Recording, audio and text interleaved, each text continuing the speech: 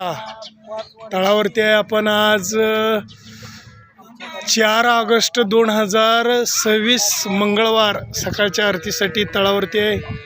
बोला जय बाळूमामा. श्री संत बाळूमामा. बघा नंबर 15 कारभारी राहुल दादा वाघमोडे. ही पालखी केशेवाडी तालुका माळशिरस. शेतमालक अरुण देवराव काळे या शेतात आहे. बघताना लहान पिल्लाला औषध द्यायला चालू आहे या ठिकाणी. बोला जय बाळूमामा.